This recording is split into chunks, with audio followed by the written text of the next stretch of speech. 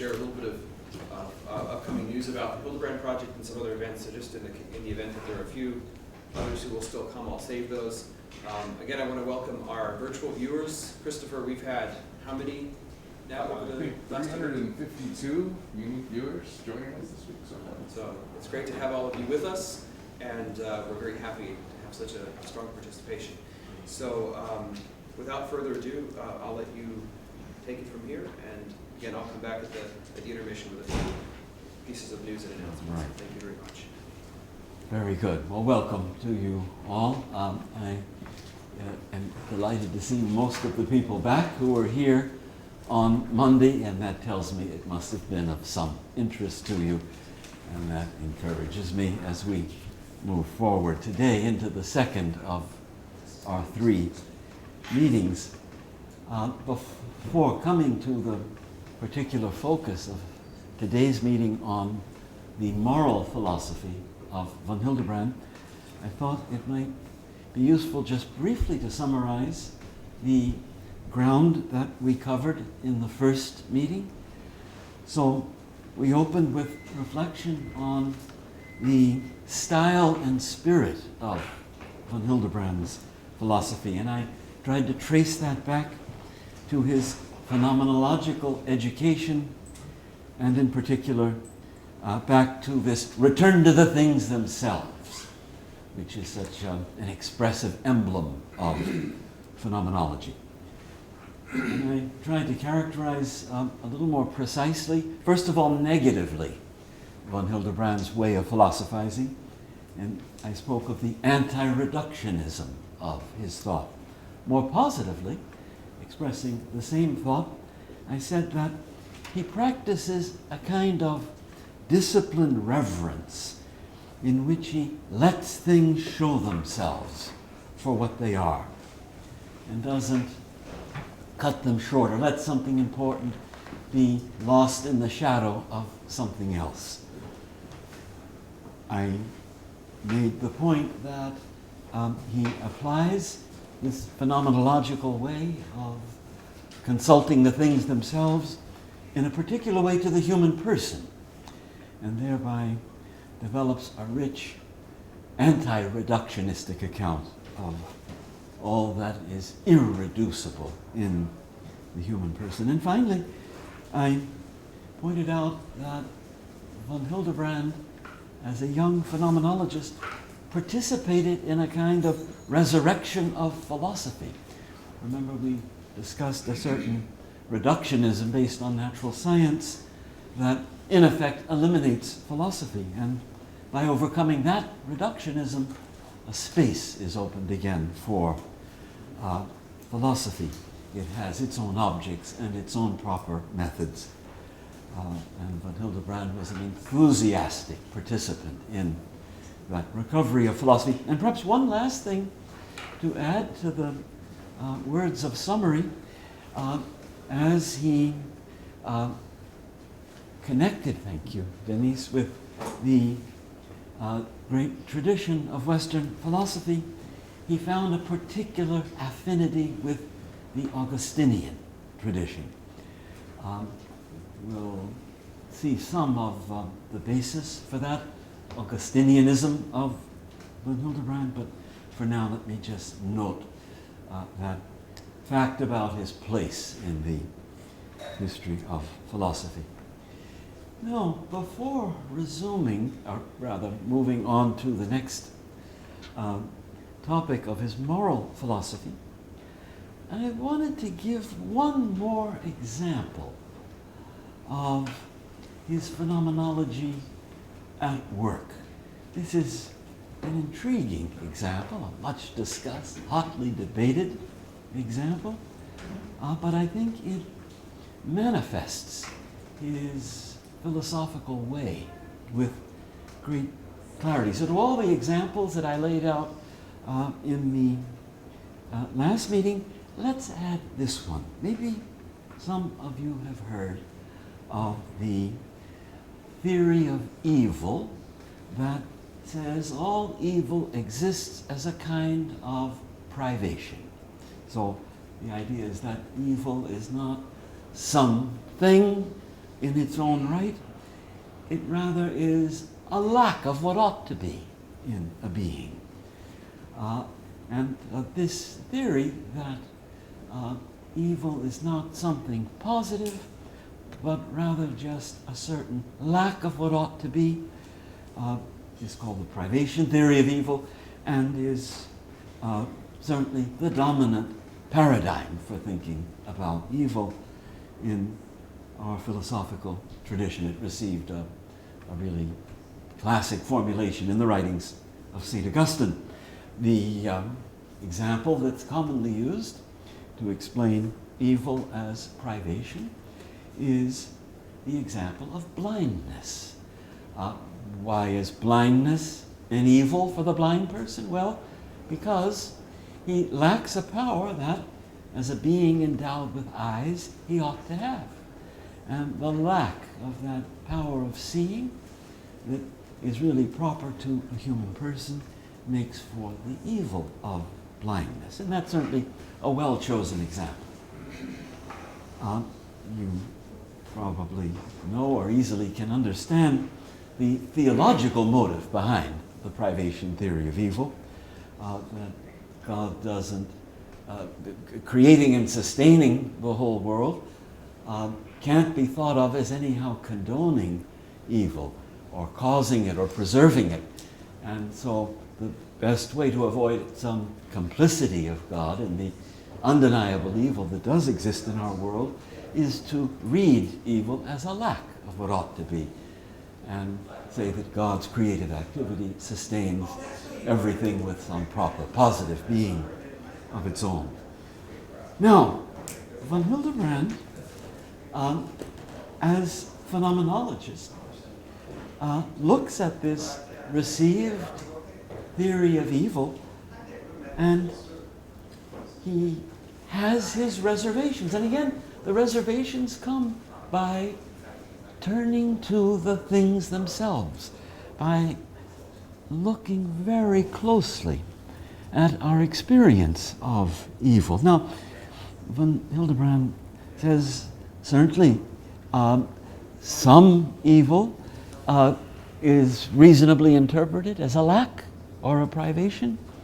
So, for instance, weakness of will, something we all know all too well from almost every day of our lives, this resolution to do some good thing and out of weakness falling away from that resolution and doing the very thing we had resolved to avoid. So you could say that weakness of will is a lack of what ought to be in a well-ordered will. And so all such moral evil could be plausibly taken as a privation. But von Hildebrand says, now look, let's think of all different kinds of evil. Think of really malignant evil. Think of a perverse delight in the destruction of someone's innocence or the destruction of a life, or the malicious envy that takes a perverse pleasure in the harm that befalls someone. Von Hildebrand, looking at those evils, finds it hard to say that they are nothing but a lack. They seem to involve rather more than just a lack of a well-ordered will. There seems to be, in some cases, something like a really venomous hatred of the good and a will to see it destroyed. And in those cases, he says that the evil certainly includes a lack in every case. Even with the most malicious evil, you can say there is, in any case, a lack of what ought to be. But that seems to be in the case of particularly great wickedness. That lack seems to be the ground floor, so to say, the beginning of the story, but certainly not the whole reality of evil. There seems to be an outspoken antipathy to the good, and a will to see it torn down and trampled on. And in those cases, von Hildebrand holds that this paradigm of privation isn't enough. There is, after all, more to some forms of evil than just a lack. So it's a good example of a philosopher who listens to plausible sounding accounts, but tests them very carefully against the things themselves, measures them very carefully against the way we experience, in this case, evil. And he comes to the conclusion a full philosophy of evil is going to need further development. Forms of it that exceed privation will have to be acknowledged. Now, he didn't work that out in great detail, but I think it's a valuable impulse that gives us an agenda for fruitful future phenomenological research. But the main thing is to notice the turning to experience, the testing of models, paradigms, plausible theories against the things themselves. That is the way of phenomenology, and that was von Hildebrand's ideal of philosophizing. So that concludes my summary of our last meeting and my addition of one other example of, let's say, a move that he makes as philosopher that has something eminently phenomenological about it. So, I don't see any defenders of the privation theory coming at me, and but maybe Dr. Rice has something. I'm not out to defend Thomas against phenomenology. I'm actually curious, is it possible to say that phenomenology in some ways excels in dealing with this problem that we also have in Thomas as to what to do with the moral act, which seems to have a kind of existence even when there is a privation? Yeah. And on the other hand, phenomenology has in itself an inability to go further than the appearances, to talk about what a metaphysician would do in terms of the causality of good and evil. Yeah. And perhaps what von Hildebrand might be bringing out here might be just that strength of phenomenology, where it can act as a complement to metaphysical things. Yes, right.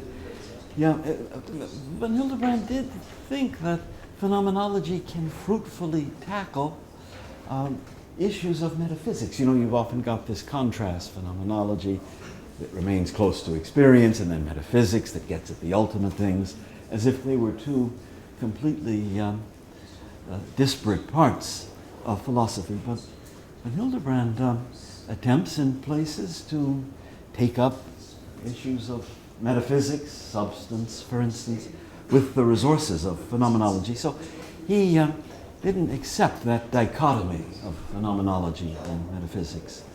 As, for instance, the eminent phenomenologist there at Catholic U, Robert Sokolowski, does not accept that dichotomy either. All right, well, let's turn to the moral philosophy of von Hildebrand. Moral philosophy is the area in which he did most of his work in philosophy. His main contributions are certainly to be found in this area. Already his doctoral dissertation from 1912 was entitled Die Idee der sittlichen Handlung, the idea of moral action.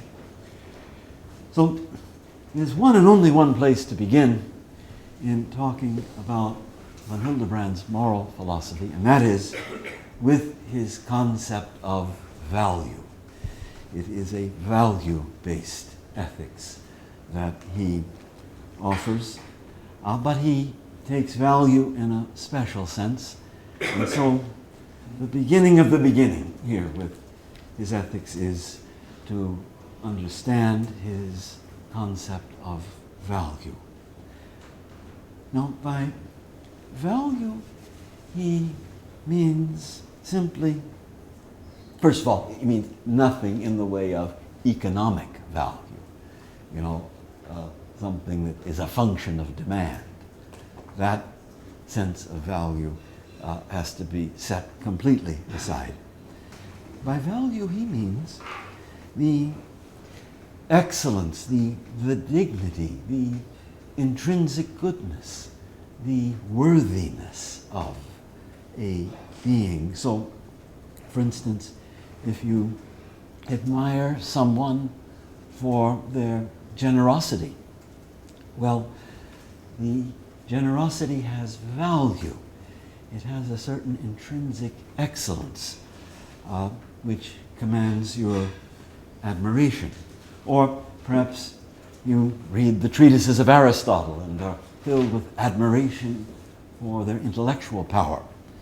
Well, that is also value, a certain intellectual value that awakens your admiration. So value, there are aesthetic values, there are the values of the sacred and the holy, the values of the charm of a personality, even the wit and presence of mind would be something of value in von Hildebrand's sense. And so, you see, value, unlike economic value, is not superimposed, but it grows out of things. So the value of a generous person grows out of and is quite, in a way, one with his or her generosity. Now, to right away pick up a theme from last night. Some of you heard the presentation last night. For von Hildebrand, one of the most revealing things about value, in his sense, is this, that everything of value gives off some beauty. There is a certain radiance, a certain splendor proper to everything of value. Even when the value is not an aesthetic value, and so the moral value of a person's generosity, that's not an aesthetic value. But it, like all value, has this radiance, or this fragrance, so to say, that it gives off, a certain beauty proper to it that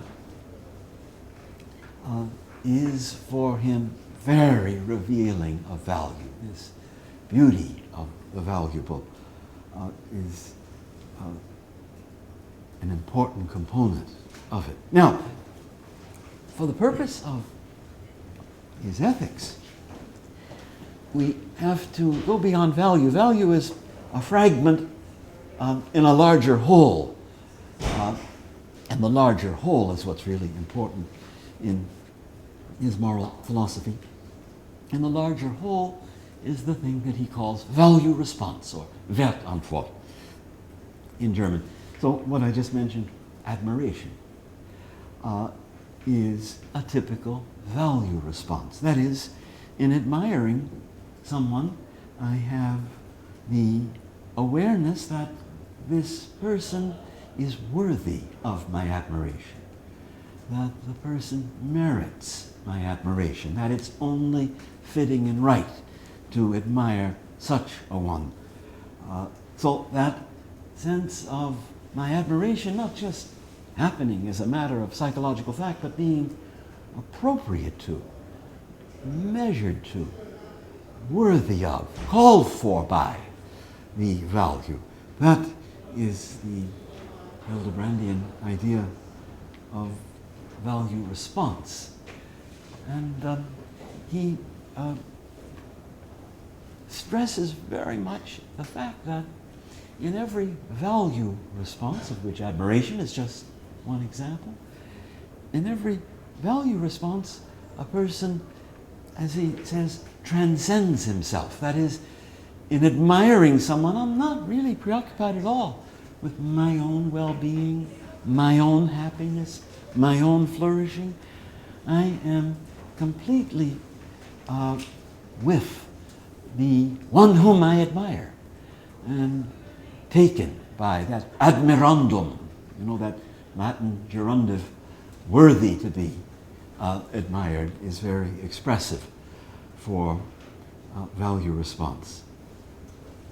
But other value responses would be simply esteem for, appreciation of, or in the religious sphere, something like adoration. Adoration for von Hildebrand is eminently a value response. Whoever adores God does so thinking he is worthy of being adored.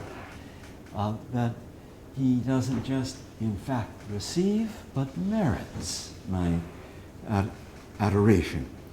So there too one sees this moment of transcendence or self-transcendence, this moving beyond all that concerns my own well-being and my happiness, and this being caught up in, so to say, the excellence of the being that receives my value response.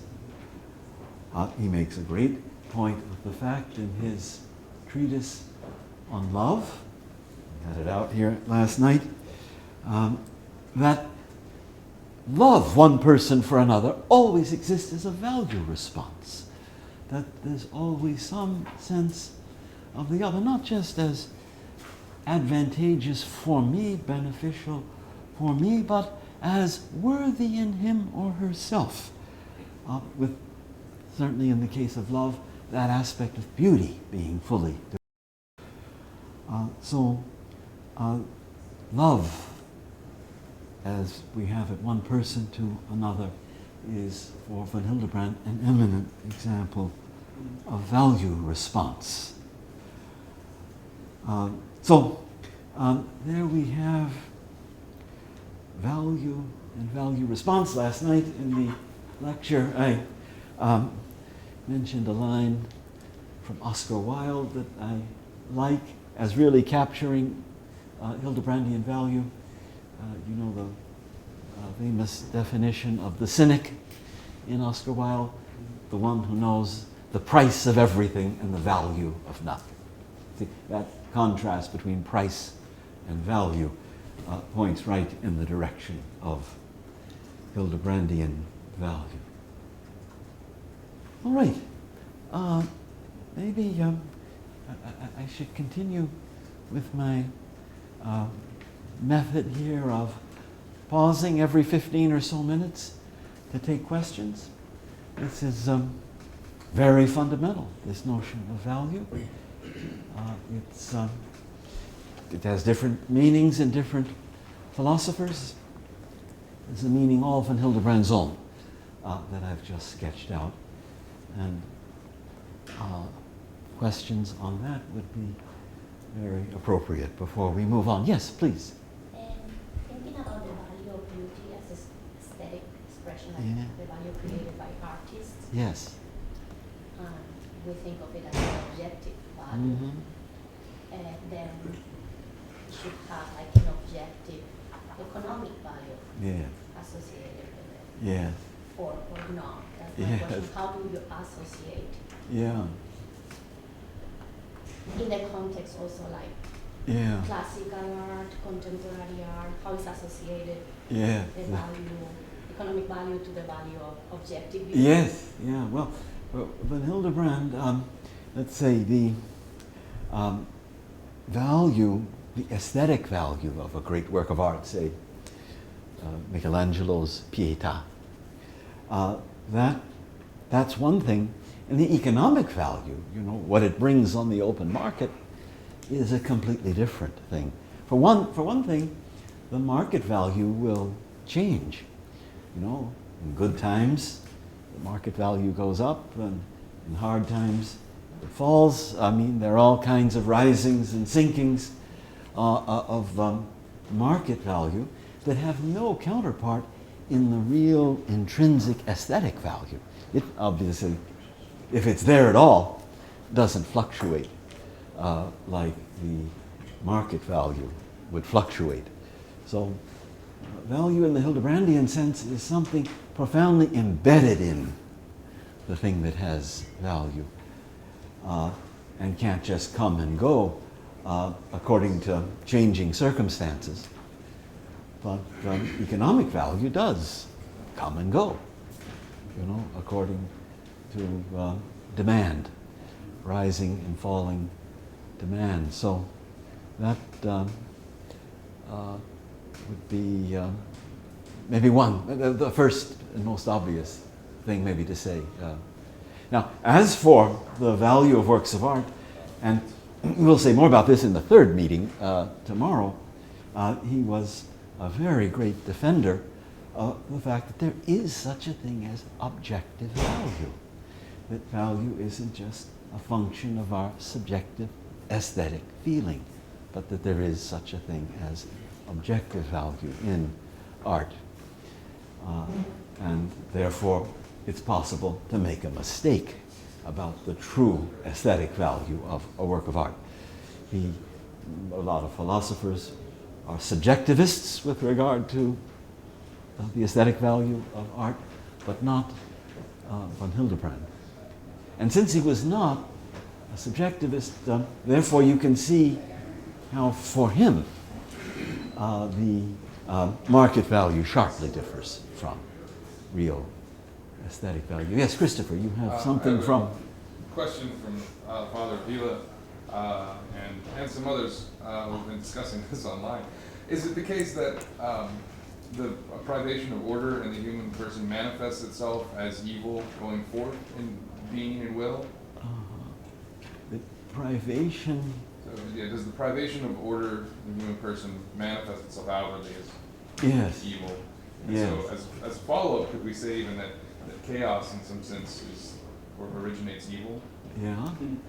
Well, yeah, there's certainly a close connection between privation, understood in the sense of the lack of what ought to be in a being, and evil.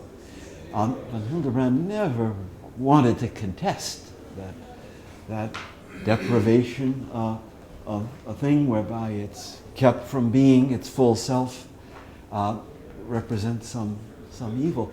The question is whether you can take the full measure of every form of evil with the category of privation.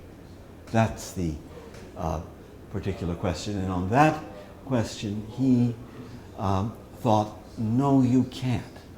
There are some forms of evil that, as they just begin with a lack, but which in their antagonism to good are something more than just a lack.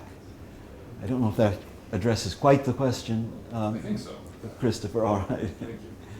Good, very good. And many thanks for the participation from our global. We have our local audience around the table, and then the global audience also present to us. Yes, Brad. Excuse me, Evan. Yeah. Evan. One of the things we talked about a little bit in the lecture last night was the fact that the emotions are something distinctively Yes. Distinctively human. Right. And in connection in the work of like Shaler, that values and the emotions are very, very much connected. Talking about maybe a value being like the object of an emotion. And I was wondering if you could maybe talk about how the emotions are connected with our perception of values in the world. Well, many emotions, we will say more about the emotions in our final meeting tomorrow.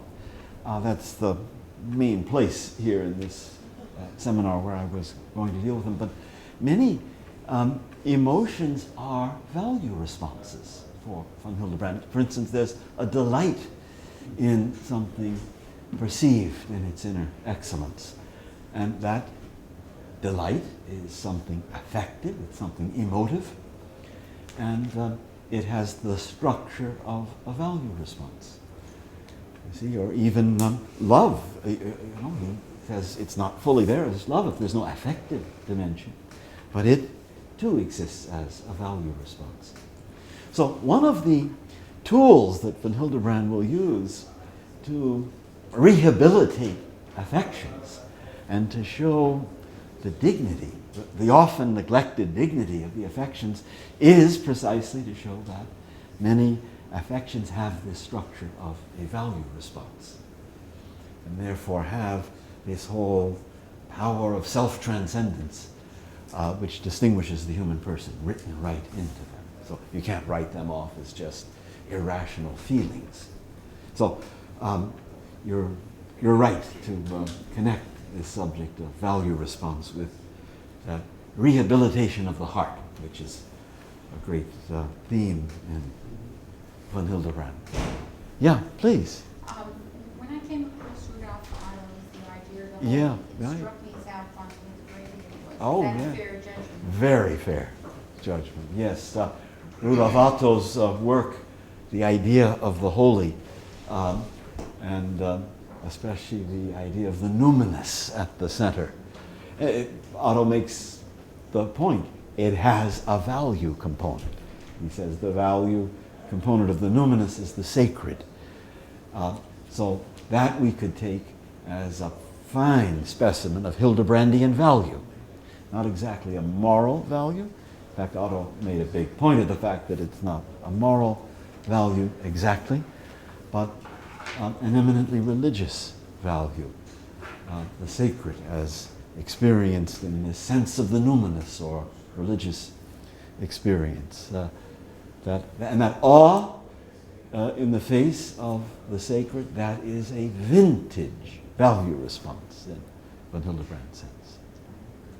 Yeah, good. That I was able to You are thinking on exactly his line there. Yes, Christopher. I have a follow-up to your answer about privation. Uh, How you mentioned that some evil begins just as a lack, but some evil is more Yeah. than just a lack. How would an evil which is more than privation be defined by von Hildebrand? What exactly is that evil? Yes. Well, he doesn't have a worked out ontology of evil and its kinds. So his contribution really is to give us an agenda for future research. He did not carry it out. He just wants to say that consulting our experience of different kinds of evil, consulting our experience closely, shows that this category of privation does not suffice. But how then do we characterize it? What kind of positivity does it have? How does that cohere with the divine conservation of everything in existence?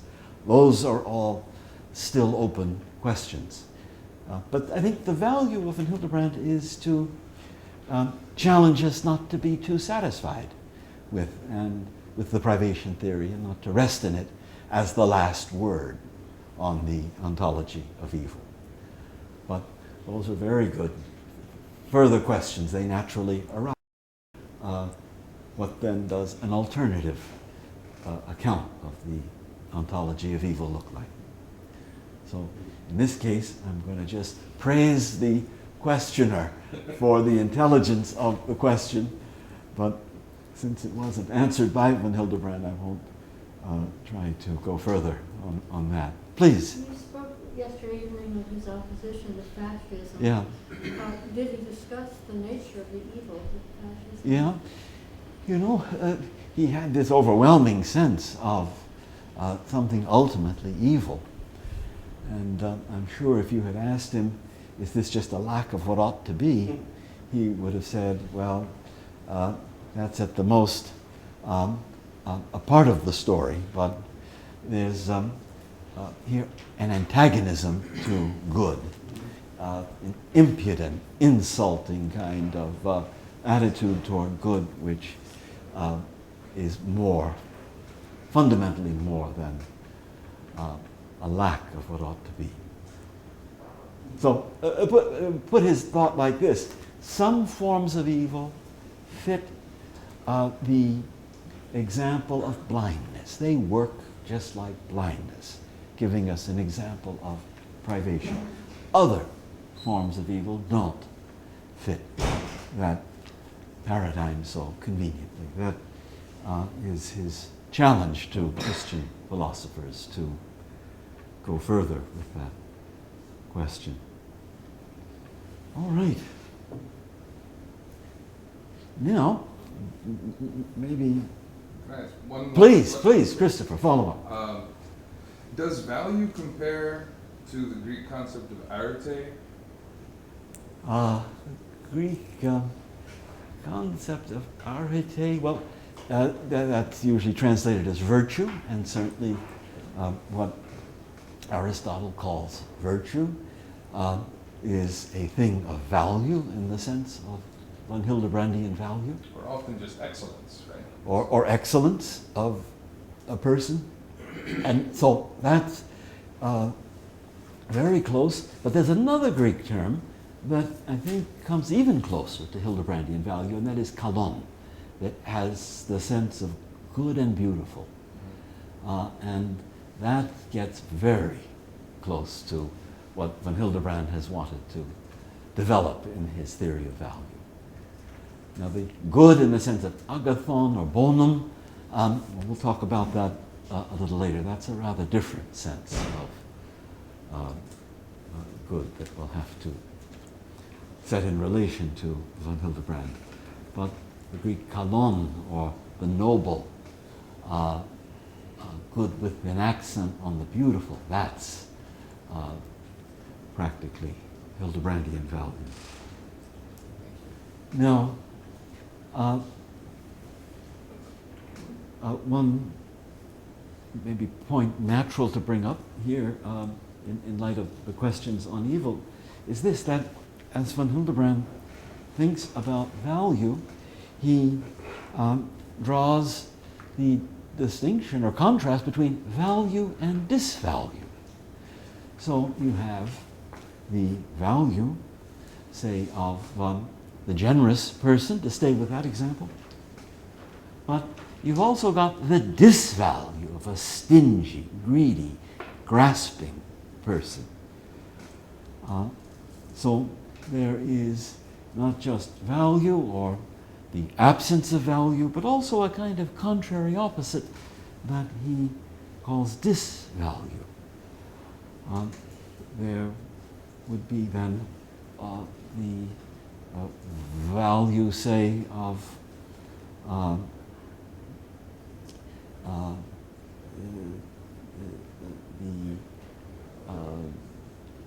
the charm of a person, but then there's the disvalue. There can be something ugly about the way a person presents himself. And so we have this contrariety of value and disvalue. Now, he, in developing his value theory, argues that the contrariety of value and disvalue doesn't hold universally. So when you come to a value like the dignity of the human person, there's no contrary opposite to that. But when you have a value like the value of courage, well, there is certainly the disvalue of cowardice. So he distinguishes between the ontological values that exist only in the positive, and where there is no corresponding disvalue. So there's the dignity of a human person, and then a plant or an animal that just doesn't have that dignity, but no contrary disvalue. But then, over against these ontological values, there are the qualitative values, and that's where you've got the polarity of value and disvalue, according to von Hildebrand. And that's very important, obviously, for moral value. That's a qualitative value. And for everything of moral value, there is a possible contrary in the form of some disvalue. Now, I turn to a revealing contrast by which von Hildebrand works out more carefully, more precisely, his signature idea of value response. The phenomenologists, and it's not just them, but philosophers commonly, in trying to get at something, work with revealing contrast, throw the thing into relief. So von Hildebrand develops at the beginning of his ethics the contrast between value response and what he calls being interested in something as merely subjectively satisfying. So, for instance, somebody who is addicted to cigarettes finds, when he hasn't had one for a while, finds lighting up and smoking intensely subjectively satisfying. So the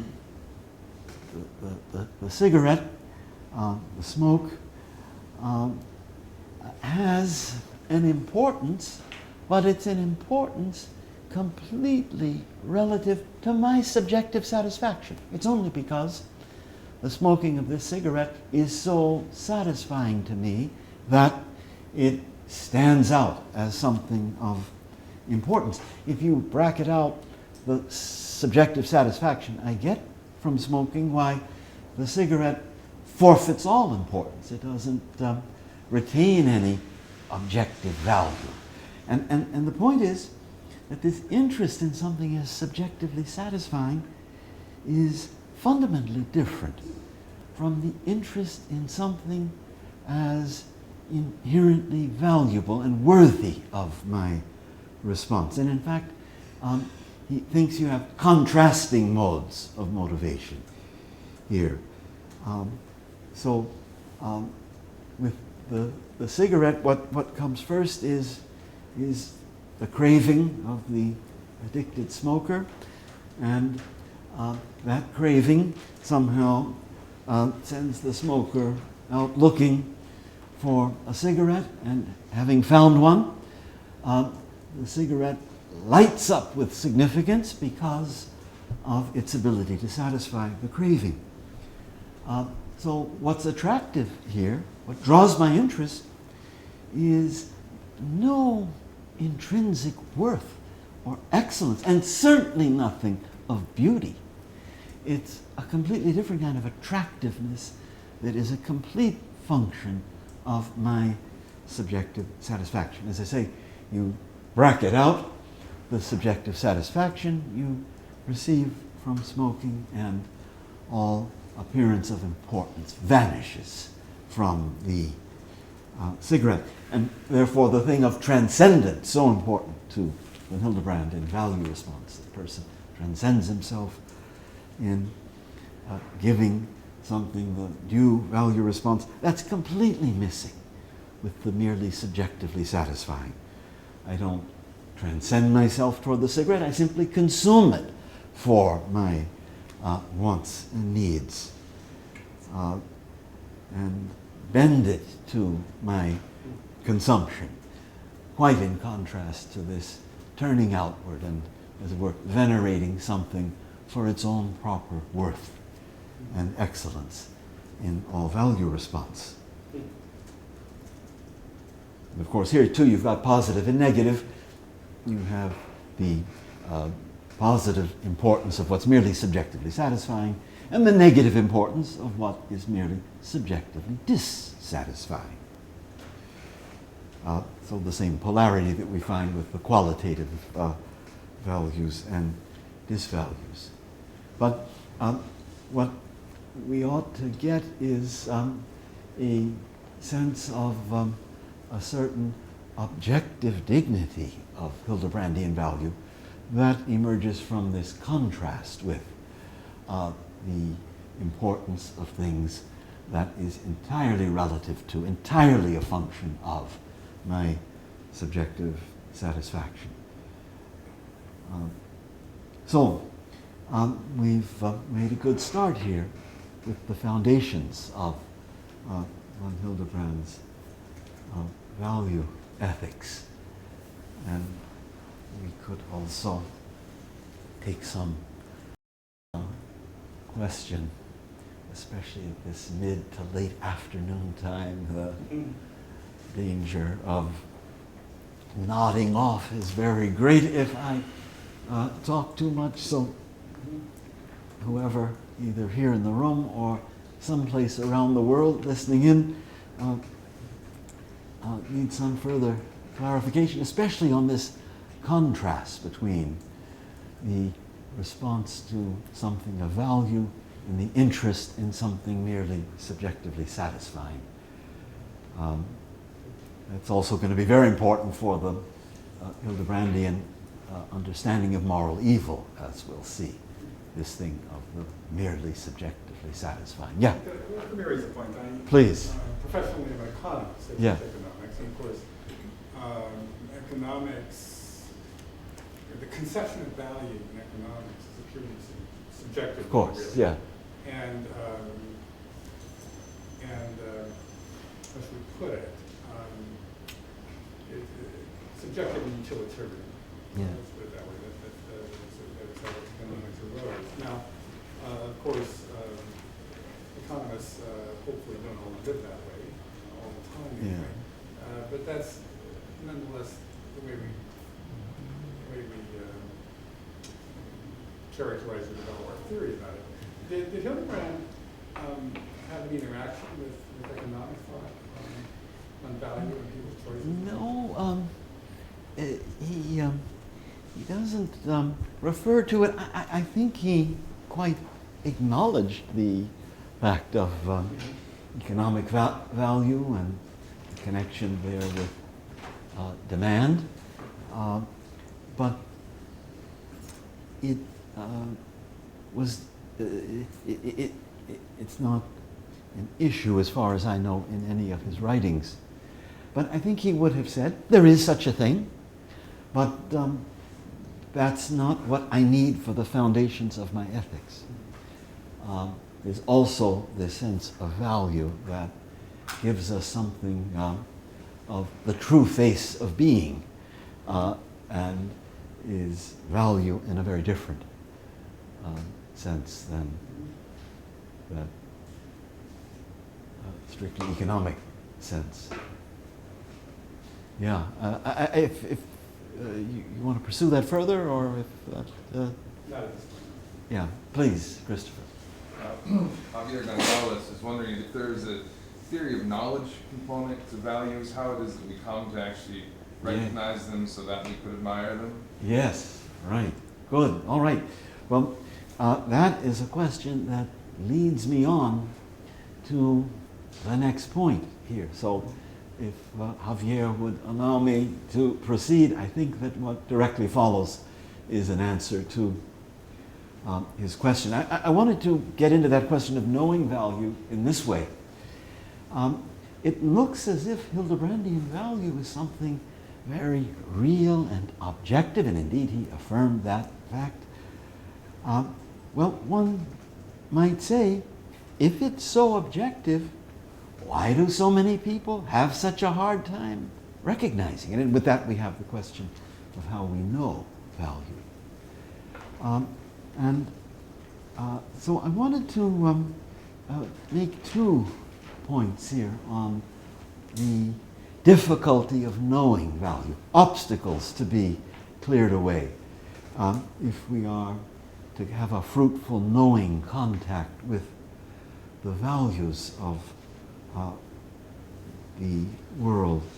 The first important point is this: there is a kind of natural scientific reductionism that blocks the access to value. That is, one says, look, what's real is what we observe in natural science.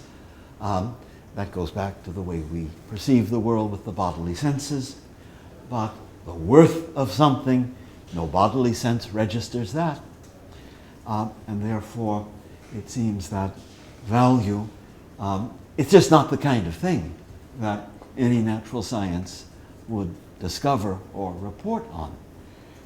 There was a famous Australian value subjectivist by the name of J.L. Mackie, who had the famous thesis. Now, the word he used will have to be revised. It is Mackie's thesis of what he called the queerness of value. Now, that word's been appropriated for another agenda. So what Mackie meant was the extreme oddness, the bizarreness of value. And what he meant was, from the point of view of natural science, something like the inner splendor or excellence of a thing seems to have no place. Nothing we do in natural science can possibly get at or register something like, say, the dignity of a person. You can observe human beings and their behavior in natural science, but the thing we call the dignity of a person, how should any natural science ever register that? And so what Mackie wanted to say was that from his point of view, dominated by this paradigm of natural science, the very notion of value is something, he said, queer, that is, bizarre. And he, in the end, discounts that reality of value. And so what, we're back here to that issue of reductionism that occupied us in the first meeting. And we have to free ourselves from that natural scientific reductionism so that a space opens in which the values of things can show themselves to us in a kind of human experiencing, just as real as that of any scientific observation, but also fundamentally different from it. So that's the first hindrance to getting at the objectivity of value,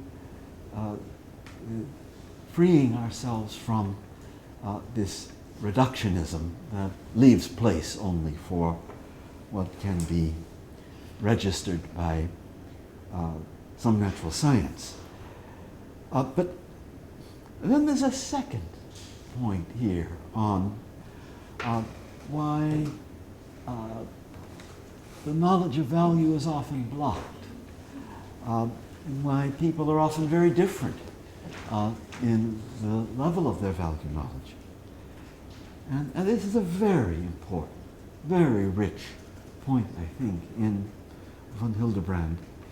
He argues it takes not just mental sharpness to discern value, but it also takes this fundamental moral attitude that he so esteemed, called reverence. It takes a certain reverent attitude to be alive to be sensitive to the values that are really there. You have to approach the world with a readiness to give value its due, to serve what is intrinsically good, to admire what is really beautiful. And only with that inner readiness, which is Hildebrandian reverence, do values start to speak to you? Do they disclose themselves? If, by contrast, you just live by the merely subjectively satisfied, seeking always only what is gratifying for you, then you become blind to most values. So an excess of that interest in the merely subjectively satisfying has an impact on our power of value perception.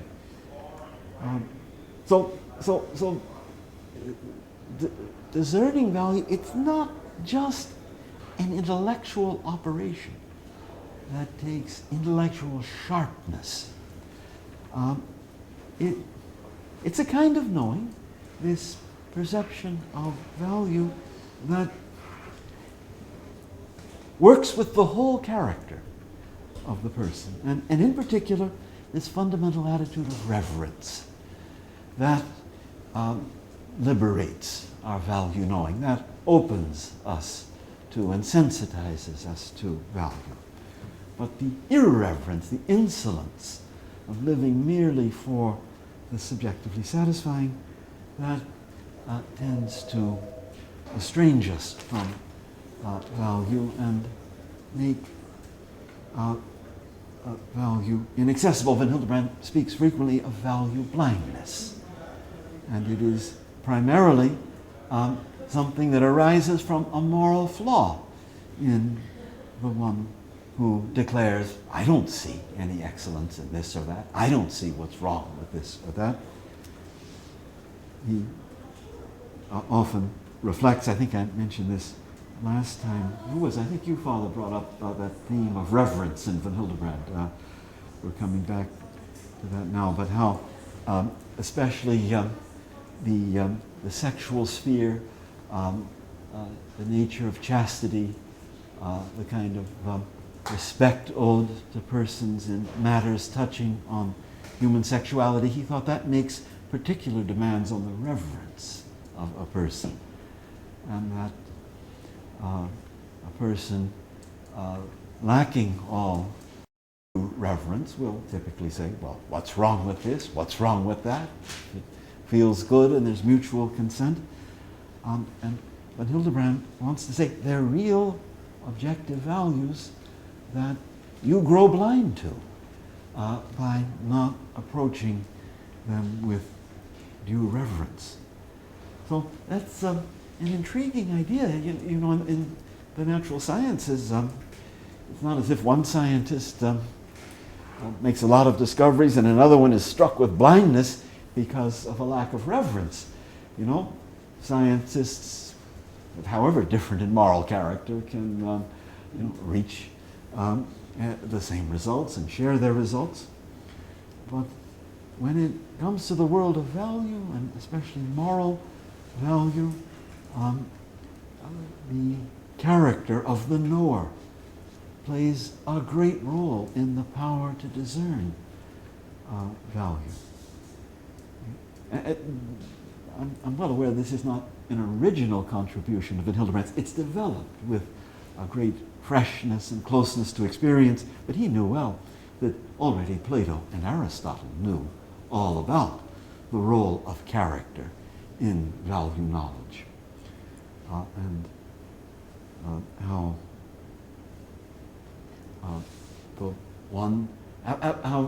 value can be something objective and real, and yet at the same time it can be the case that the one registers hardly anything of the world of value, and the other is very sensitive to and very responsive to value.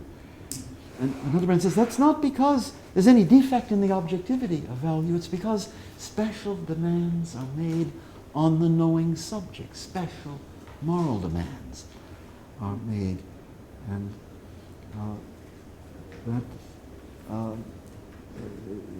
he resisted very much the idea that something is objectively real only if everybody, no matter what their state of mind, no matter what their preparation, everybody sees the thing. That alone, for some people, counts as objective. No, he said, why shouldn't something be objectively there, though it makes very great demands on the knower and relatively few?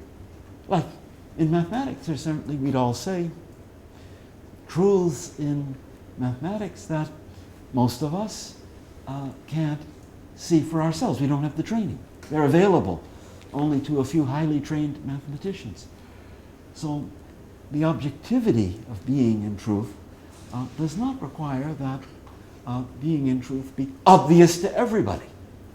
And in the case of moral value, it's not so much advanced mathematical training, but a certain purity of character, which is the thing that gives you eyes and sensitizes you to value.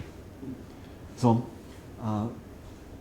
now back to the question. It was a question on how do we know value. So here's one part of the answer. We know it with our whole moral character, not just with our calculating intellect.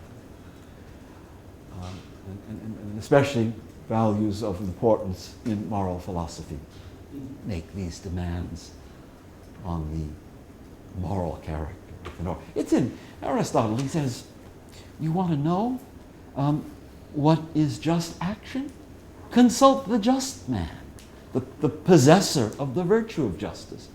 He knows better than anyone else what exactly is just and unjust in different situations. So it is the well-developed character or virtue of justice that gives you authority to talk about what is and is not just. That already Aristotle saw, and that is gets a fresh phenomenological reformulation here in Dietrich von Hildebrand. So, yes, Christus. You mentioned Aristotle asking the just man, and then we perceive values with all of our moral character. How, for von Hildebrand, do we form our moral character? Yeah. Well, you may be getting to the question of a certain circularity that's at work here. That we can't form good moral character without knowing what's good. We can't know what's good without having good moral character. So, and there is a certain circularity, without a doubt. Without some knowledge of good, there's no growth in moral virtue. And without growth in moral virtue, there's no deeper knowledge of the good. So I don't think it's what philosophers call a vicious circularity. It's a mutuality of our moral knowledge influencing and being influenced by our moral character, and especially, as Hildebrand thought, our reverence. Please. As an evangelical, of course, I have to say, well, I have to point to the words of our Lord. And say, Yeah. Whoever has will, to him who has will more be Yeah. given. Yeah. This points to the virtuous circle. Yes, right. A virtuous circle rather than a vicious Yeah, circle. but Yeah. I want to delve deeper into this. All right. What's the basis? What's the ultimate basis for reverence or irreverence? Is it love of the truth versus a lack of love of the truth? Is it a desire for the good as opposed to a desire to acquire for oneself? Is non-virtue basically selfishness? Is it lovelessness? Is it just simply not caring what's true? What's the basis of this? Yeah. Or am I being ridiculous? Am I being reductionist in trying to seek a basis like this?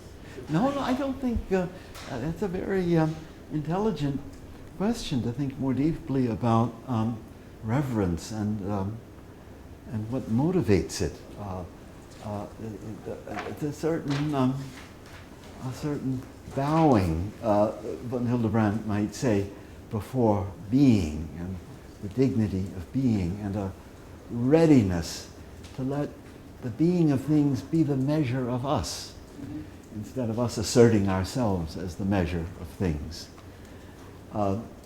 It's one can certainly go further in that direction, trying to characterize what it is that the reverent person opens himself to, and what it is that he or she bows before. And on the other hand, the irreverent person, the person of self-assertion, who wants to be the norm and measure of everything. That's a fundamental opposite. You know, it may not be a bad idea to bring in here, it may seem a little maybe too theological, but to bring in here the two great opposite loves that St. Augustine formulates in the City of God. So we've got the love of God reaching all the way to the contempt of self, and the contempt of God, the love of God all the way to the contempt of self, the love of self extending to the contempt for God. That is, in more theological language, this fundamental option between a reverent veneration of being and an irreverent using and consuming and asserting oneself in its face. So that takes us obviously already over into ethics and our fundamental moral freedom. But I'm hearing from Christopher, and I realize it myself, that the time for our break has come. So what, we want a good 15 or 20-minute break? And we will continue getting now more into the moral philosophy of Von Hildebrand after the break.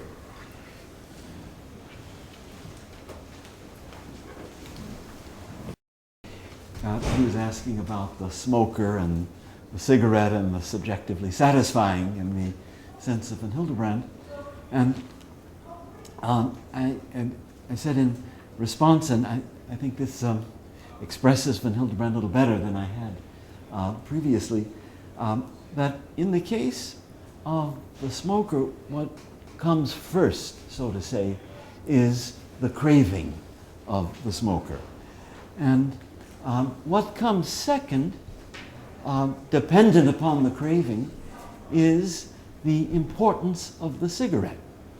And the cigarette has importance only thanks to the craving and the fact that it can be satisfied by smoking. Whereas in the case of value response, where you say admire a person, what comes first is the person as admirable. And your admiration is dependent on what you see as admirable in a person. So you might say the center of gravity with the value response is the value worthy of being affirmed. And my response is entirely dependent upon that worthiness of value to receive its due. Whereas with the craving of the smoker, what comes first is the craving, and the importance of the smoke is entirely dependent upon the satisfaction of that craving. So that contrast perhaps is drawn there a little more sharply and helps to see what Von Hildebrand is after. Now, I might just mention one other phrase that he frequently uses. We've explained value and value response so far. But he often speaks of what he calls the world of values, die Welt der Werte, an expression that already his teacher, Max Scheler, used. And by the world of values, Von Hildebrand meant that value doesn't just sporadically occur here and there, but that there is a kind of cosmos of value, that there are families of values, there are ranks of values, some rank higher and lower. We have an ordered system or cosmos of value. That's what is behind this talk of the world of value. And so he wants to say the reverent person participates in and lives in the world of value in a way in which the irreverent person has no hope of. All right. I'm almost ready to tell you about the basic form of Von Hildebrand's ethics. There's one more preparatory idea, and that involves setting von Hildebrand's idea of value in relation to a traditional sense of good that goes back to Aristotle and is found in St. Thomas when he speaks of bonum, good as bonum. This venerable old sense of good, as also found in Aquinas, expresses the idea of good as perfective. That is, something is good when it fulfills me or perfects me in some way. So if I desire, let's say, my health, or I desire to receive a full education, this is perfective of me. It's beneficial for me. It enhances me. It's good for me. That's a significant notion of good. And von Hildebrand is very keen on saying this good in the sense of what is really beneficial for me, that's not just the merely subjectively satisfying. This is a much more serious kind of good. After all, the person addicted to smoking may have to endure, as he comes out of his addiction, a lot of subjective dissatisfaction. But he'll do it in the awareness that this is beneficial for me to be liberated from this addiction. So when we speak of something that's really good for a person, really perfective of a person, let's say it like this. When we speak of something that advances the real well-being or the real happiness of a person, we have in mind an important sense of good. And as I say, something cut from a very different cloth than the importance of the merely subjectively satisfying. Even in the religious domain, one would speak, let's say, of salvation as a supreme good, to be redeemed, forgiven, saved, protected by providence. That is something supremely good for me, and belongs to this notion of good or bonum.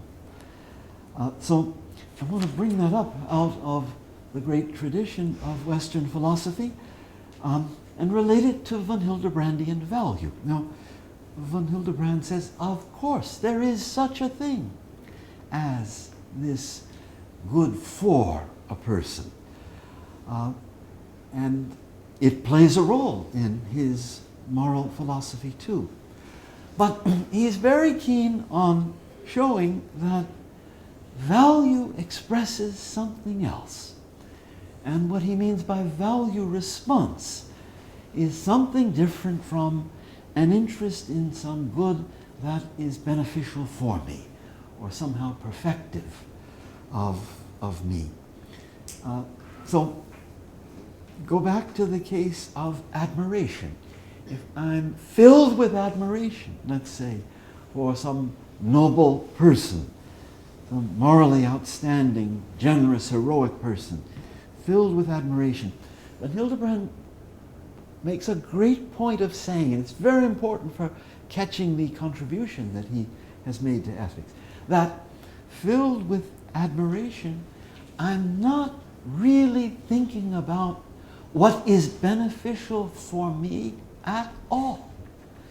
The whole theme of my admiration is this admirandum, this one who is worthy of admiration. And I'm caught up in the excellence of the one whom I admire. And so he says, take the case of religious value response that we mentioned in adoration. Adoring God, I'm not at all thinking about what ultimately benefits me, but I simply, in a kind of prostration before the divine majesty, say, you are worthy. And there's a centeredness here on God in his majesty, and the whole point of my thriving, my being perfected, falls into the background. And so von Hildebrand fully acknowledging this good in the sense of what's really beneficial, fully acknowledging the dignity of being interested in what's really beneficial, still wants to say there's another kind of good and another kind of interest in good, namely value and value response. And the real self-transcendence of the person shows itself most of all there in value response. So I think one should think of von Hildebrand not as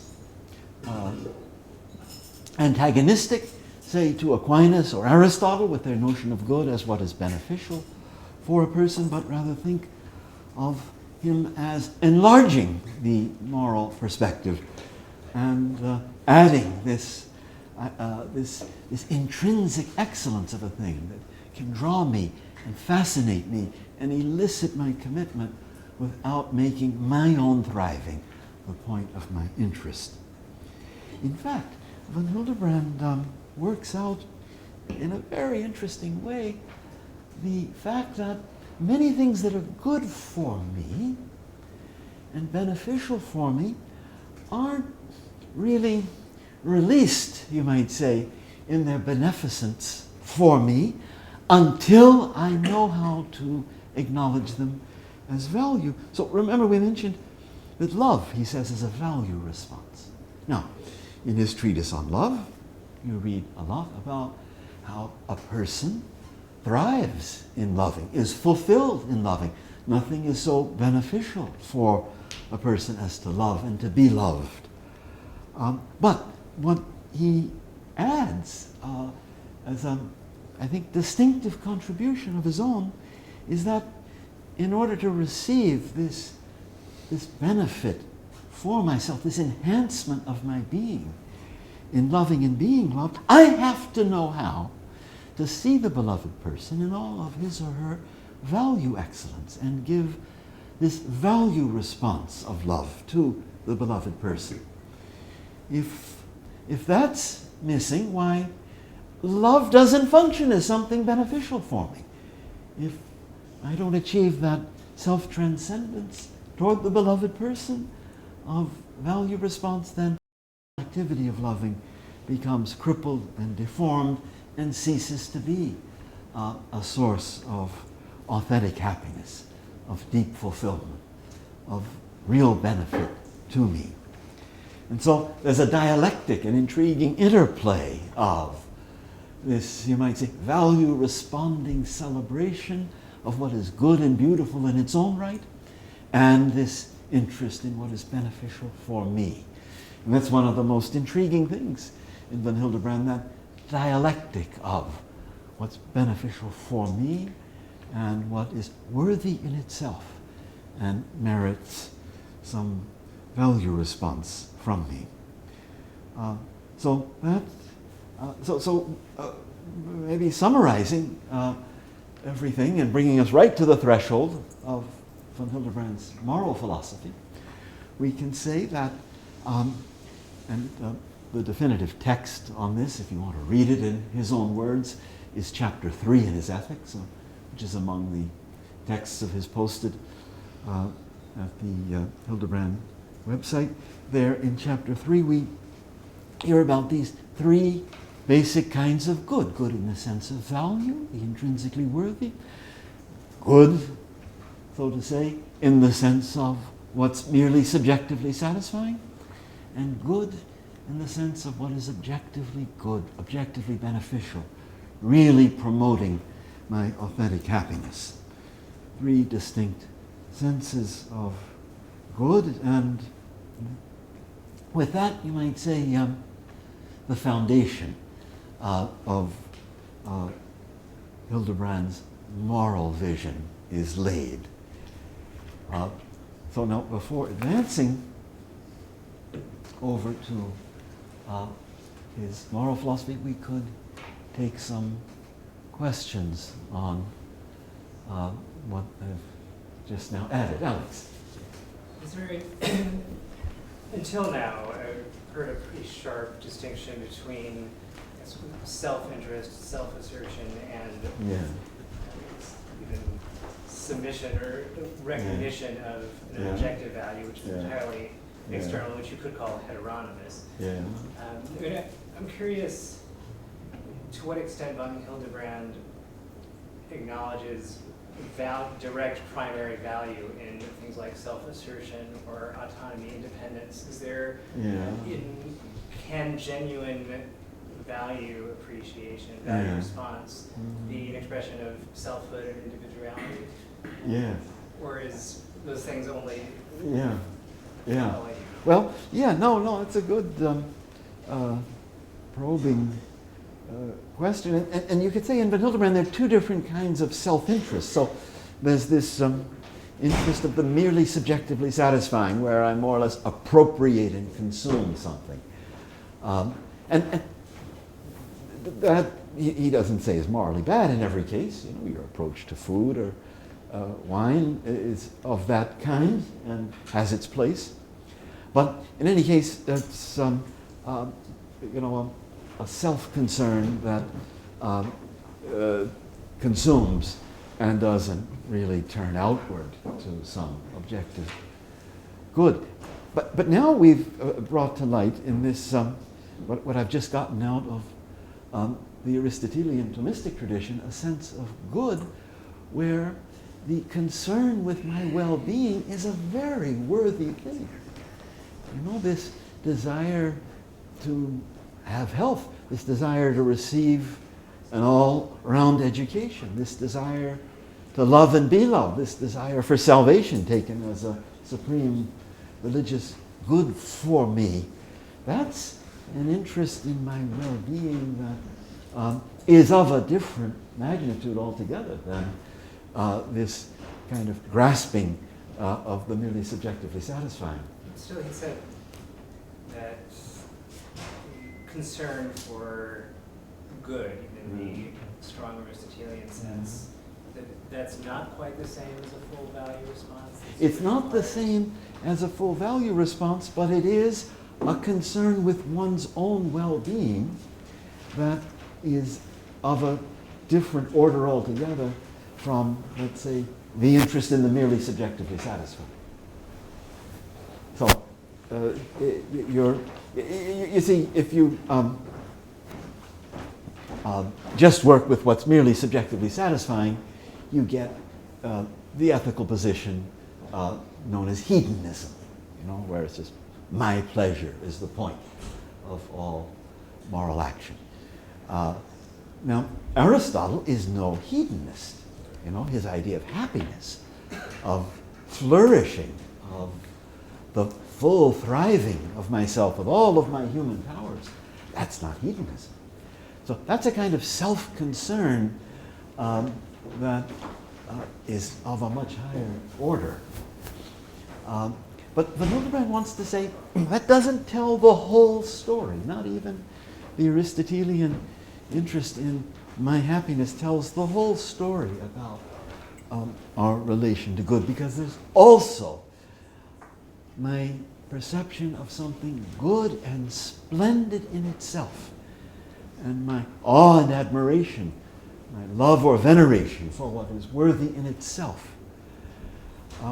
And with that, I surpass even this interest in my own well-being. Now, what von Hildebrand wants to say is that if you look at the whole moral life in a comprehensive way, you see that, you know, this value response is, like I was saying, dialectically intertwined with the full thriving and full happiness of a person. That only when I know how to, let's say, really admire someone in a value-responding way, only then is the stage set for me, let's say, to be deeply benefited by the company of that person, and for me to be enriched, for my authentic happiness to be advanced. So it's maybe better not to say von Hildebrand adds this other layer. It's with value response. It's not exactly there in Aristotle, but to say that he shows that in order to thrive, and in order for me to be deeply, fully, really happy, I have to get connected with many goods in the way of value response. Only that self-giving, self-transcending veneration of the good that lies in value response creates the possibility of me receiving many of the goods that make for my real happiness. And so,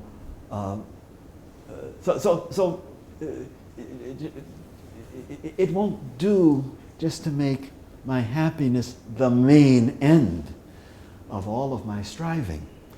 I have to know how to drop that preoccupation with happiness, transcending myself, loving some good in its own right. And then I'm in the right spiritual position to really become happy in the way proper to a person. And now with that, I'm over into the ethics of von Hildebrand. Maybe, and I'm not going to do anything more than give you the basic form of it or the spirit of it. But let me maybe now consciously moving from the foundation of his ethics to the basic profile of his ethics, say it like this, that for von Hildebrand, a morally good life centers around responding to the call of value, that is, loving and protecting what is intrinsically worthy and repelling all that is intrinsically unworthy. This self-transcendence of value response that he sees as somehow the fundamental gesture of a morally well-ordered, a morally outstanding life. Now, the happiness of and the real well-being of human being, that's very much at stake in the moral life. But he wants to say, you can't make our happiness and our flourishing the main point of the moral life. As if that's what I'm after. That's what I'm always targeting. That is a recipe for frustration. Happiness doesn't lend itself to being aimed at and laid hold of directly, but it comes, he wants to say, as a kind of gift in this self-transcending affirmation of what is good in itself, in value response. It's as if those words from the gospel find a kind of philosophic application. Seek first the kingdom of God, and then all else will be given to you. And so, in von Hildebrand's ethics, seek first the world of value, the call of value, the requirement of it. Venerate value according to its inner worth. And in that posture of reverence to the world of value, you can become deeply happy. You can receive many things that are good for, fulfilling of you, perfective of you. So you might say all philosophers have, in thinking about the moral life, connected our moral commitment with happiness. But perhaps the particular contribution of von Hildebrand is to say that happiness can't be targeted as the main point of our moral striving. There has to be a certain self-forgetfulness, a certain being caught up in the world of value, and the will to be happy, which is a very real and necessary thing has to have a certain secondary position in relation to this value responding stance. And so it's a conception of moral excellence with a special stress on this power of the person to transcend himself, in the sense of value response. So,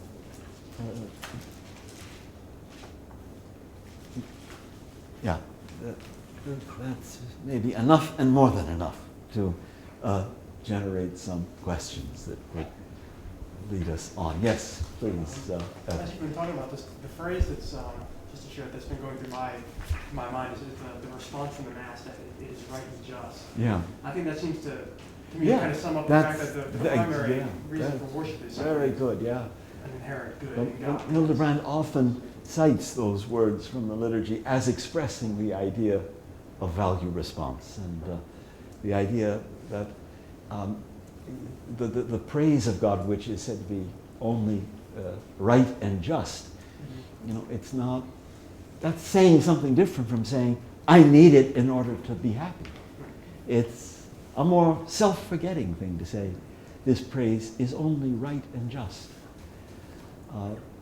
And so that's exactly the Hildebrandian idea of value response.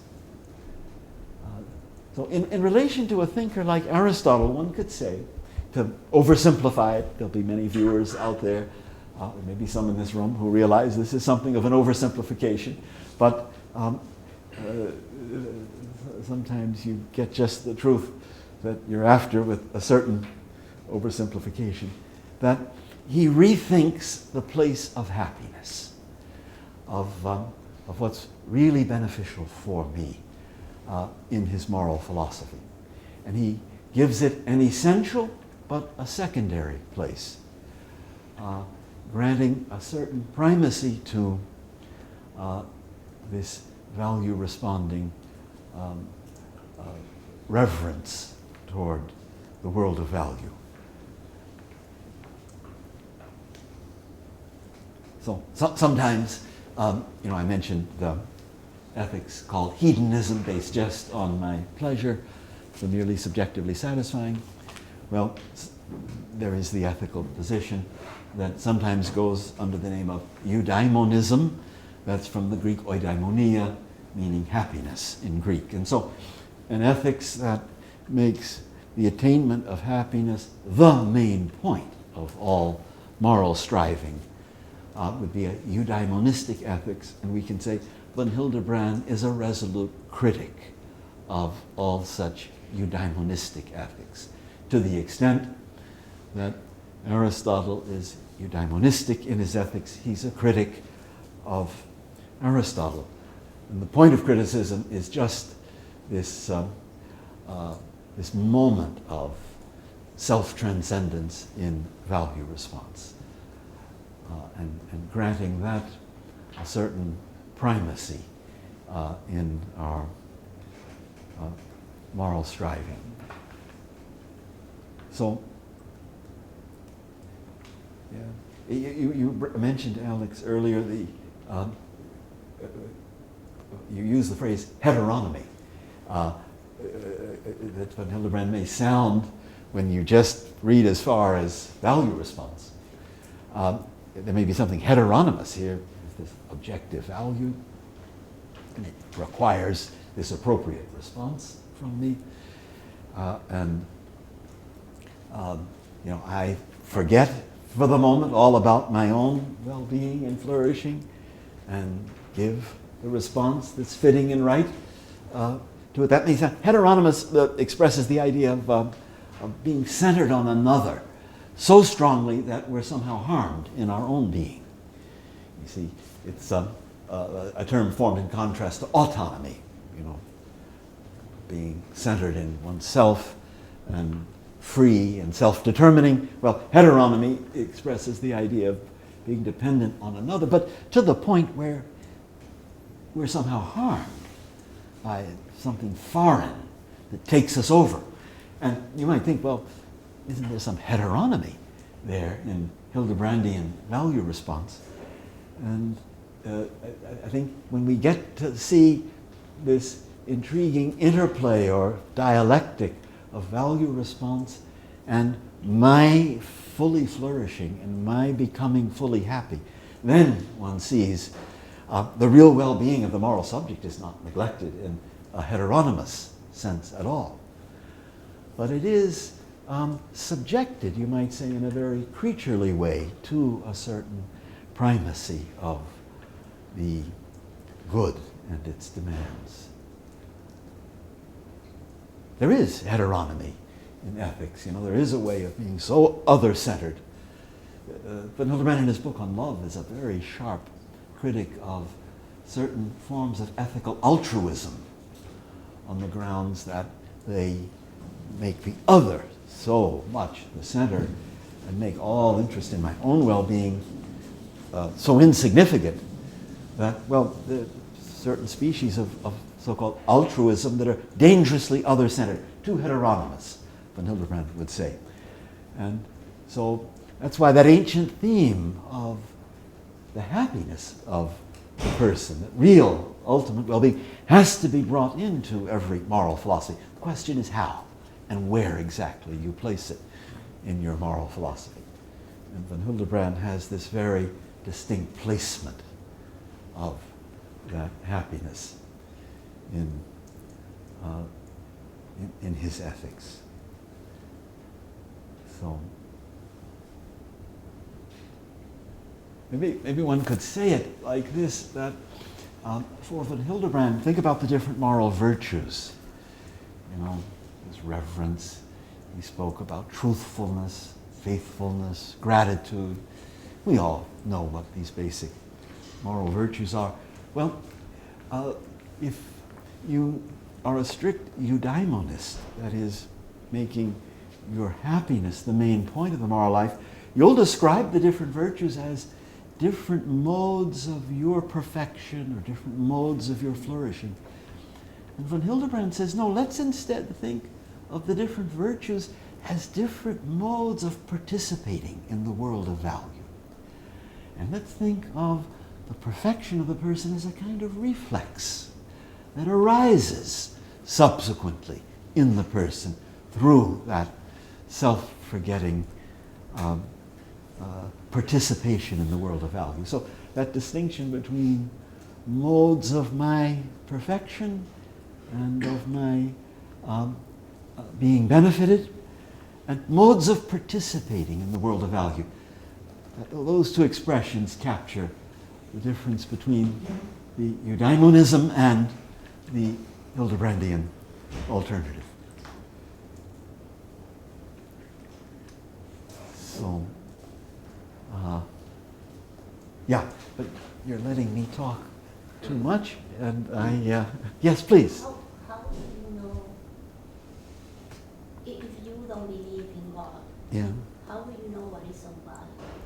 Yes. Well, that's... How do you have morality without it being an Yeah. atheist? If Yes, the people yeah. that chooses to be an atheist, Yes, yeah. like how do they know what is good? Yes. Well,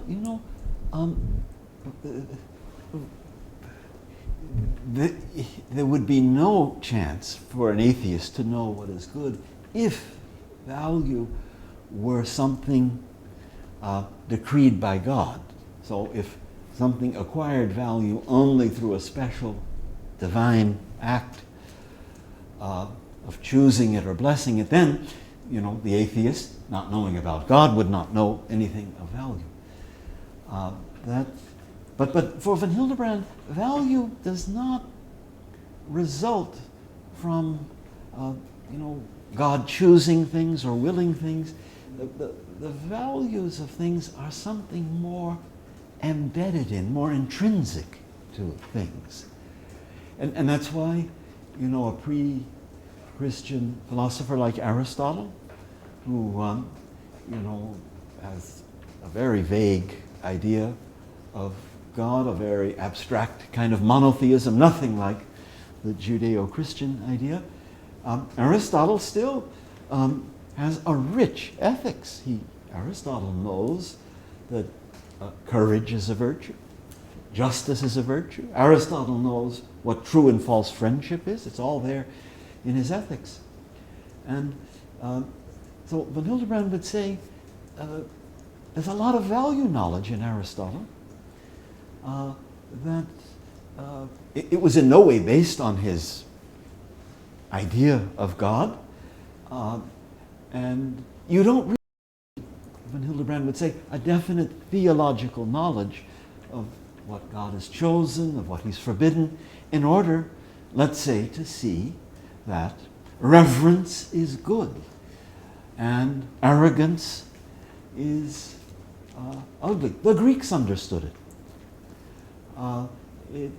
Or that gratitude is a good and worthy thing, gratitude to a benefactor. But ingratitude is an ugly thing. You don't have to have recourse to a divine judgment, a divine decree. It's in the nature of gratitude and ingratitude that the one is worthy and excellent and the other is ugly and deformed. And so the atheist, for Von Hildebrand, can at least get started with some basic value knowledge because of the way value belongs to things, the way it's intrinsic to certain things, of the very nature of certain things. And so therefore, a pagan like Aristotle, just understanding, say, the nature of gratitude, has what he needs in order to see, this is very good. This is worth pursuing. I ought to become more grateful. So, so basic moral knowledge for Von Hildebrand is not reserved for believers. It is available in and through the natures of things to unbelievers too. Now, some of the things I've mentioned, like when I mentioned the case of adoration and value response, then, of course, I'm into the realm of belief. And the atheist won't be able to follow me there. But with most of the examples I've used, we're talking about value that is available to a noble, searching pagan who doesn't know anything about the living God. And so that, I think, would be, that's of course the idea behind this idea so rooted in the Christian tradition of the natural law, the natural moral law that is known to believer and non-believer alike. You had the pre-Christian Roman Cicero giving these magnificent formulations of the natural law without any aid of revelation. So that's, I think, it's a very important question, especially when we debate nowadays with the atheist. I don't think it's a good argument against atheists. And I don't think Von Hildebrand would have thought it was a good argument to say, you're an atheist, you've got no morality. You're in a moral vacuum. That's going to annoy the atheist and anger him, and with some reason. He has a sense of right and wrong, just and unjust. And one should rather cultivate that common ground with basic moral knowledge, that common ground with the atheist, and try to, in that way, lead him beyond his atheism. But not open by saying, if you don't have God, you're an amoral creature. That is unfair to the atheist and doesn't do justice to the nature of moral knowledge and the way it comes to us through the natures of certain things. Yeah. Can I follow up with that just by asking you, what then is the avenue in the Hildebrand's, what would be the best of Hildebrand's way into contemporary culture? what Yeah. Hildebrand's thought Yeah. or perspective Yeah. had the most impact on our world, however one conceives of it. Yeah. But So what is his impact, or how would he address? What How would he aspect of talk? Hildebrand's thought would have the most impact Or on our contemporary or life? most resonance? Most resonant. yes. What is the way into this? Yes, right. Yes, What I is the way into it?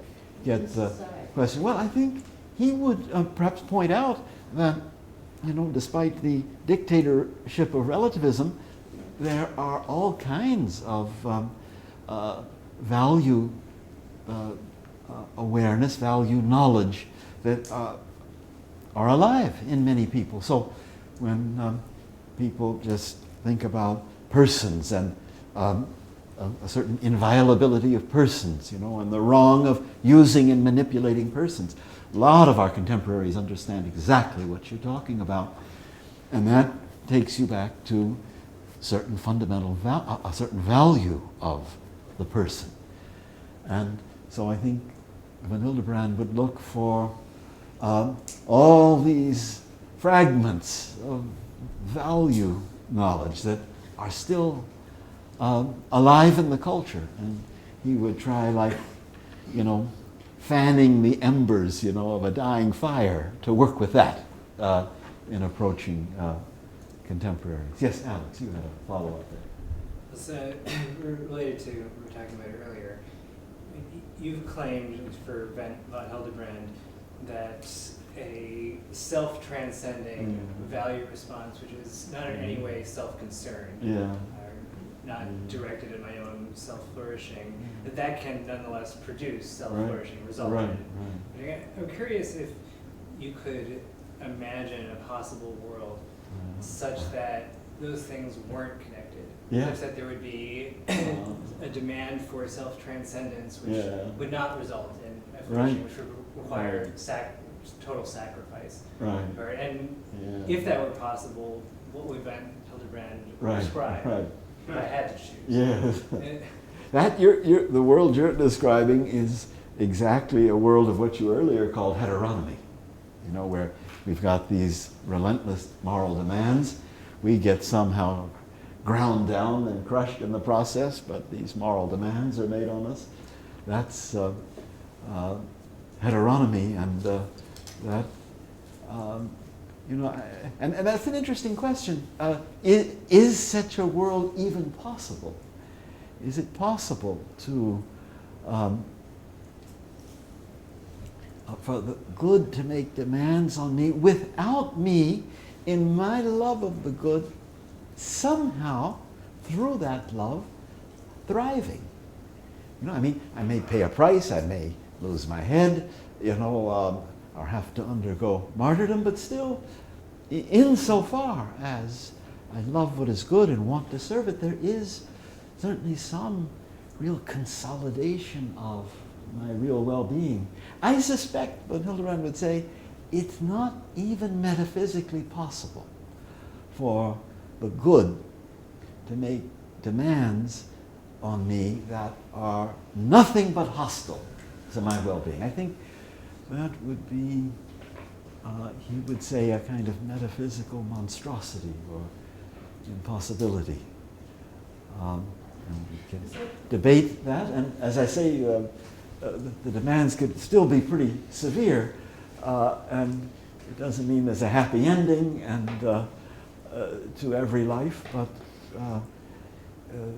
some resonance. The world of value is such that, and the human person is so ordered to the world of value that whoever serves it in the spirit of value response is thereby elevated and enhanced in his being. And I think I'm fairly confident that would be the Hildebrandian answer to your question. A follow-up comment is that if you were to say that they in fact are essentially connected, it wouldn't make sense to have one without the other. And what worries me is that it starts to lose meaning to assign priority to one or the other. You say that one is primary or one comes first, which is Right. is what you say Right. you want to present. Right. That the self-transcending is in some way primary. Right. But if they're essentially connected. Yes, yes, right. Yeah. Well, primary and secondary don't mean necessary and optional. Let's say that. It's a different sense of primary and secondary, whereby both of the two are intertwined and indispensable. Christopher, it seems to me you've got something from... Justin from Oxford actually has something. He asks, how would Hildebrand have responded to someone like J.L. Mackie, whom you mentioned earlier, who denied the existence of values altogether? Right. Someone who wouldn't have said he had any knowledge, value knowledge at all. Yeah, yeah. Well, I think von Hildebrand, had he especially read Mackie's book. Mackie has a little book called Ethics. And chapter 1 of Mackie's book is the most intelligent statement of ethical subjectivism that exists, in my opinion. There Mackie makes the claim that values, if they existed, would be something queer or bizarre. And I think von Hildebrand, if he had known Mackie in that chapter 1, would have quickly seen values look to be bizarre to J.L. Mackie because he is a reductionist. He is an empiricist. His paradigm of knowing is knowing as it occurs in the natural sciences. And since value, however we know it, is not known in the manner of any natural science, therefore it's not really knowable at all. So von Hildebrand would have caught the reductionism, the false absolutization of the natural science paradigm, would have tried to disabuse Mackie of that.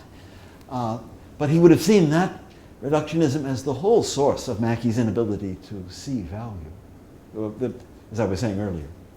Can I ask you a follow-up? Please. Personally, it does seem, though, that in at least the aesthetics, for instance, that Hildebrand will say that some people just don't perceive certain values. Right? We'll talk about the value of certain landscapes, and he says there's really nothing you can do to get someone to see it, other than put them in front of it and say, look. Yes, that's right.